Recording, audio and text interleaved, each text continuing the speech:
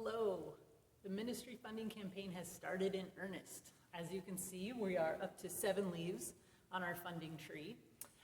We've heard word from some of you that you've used a QR code for the very first time and that it worked great. So we hope to see you getting those pledges in and this tree filling up. Today I got the chance to go down and chat with Gail Donovan from the Diaconate board, and I'm so excited for us to learn more about what they do.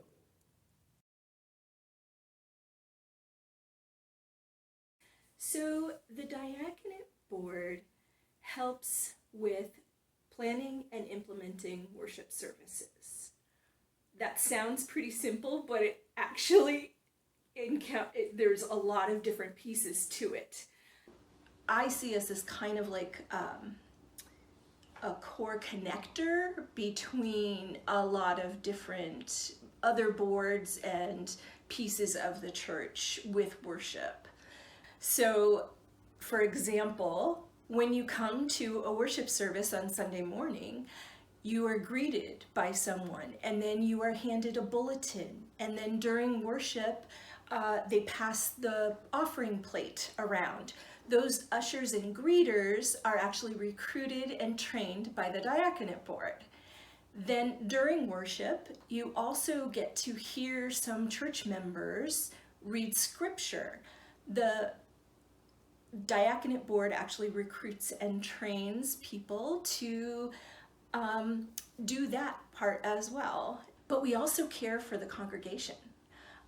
We are the board that oversees our called to care programs.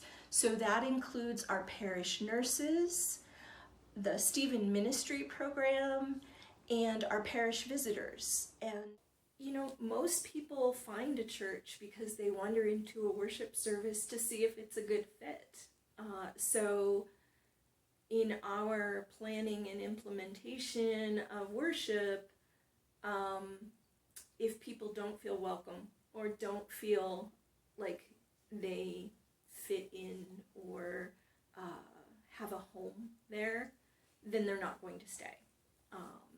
So I think that's the biggest impact for the wider community with it, in terms of what Diaconate does. So one of the great things about Diaconate is connecting people, and that we're so involved in worship, and there are so many different pieces that members can participate in to make it a more meaningful service for everyone.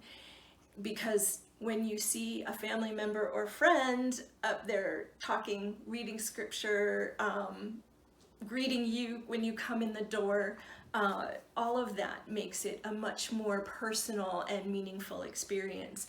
So for me personally, it's been great to have the opportunity to serve on a board. Like I said, I joined the board during COVID because it was an opportunity that I could do because it was virtual and I live an hour and a half away.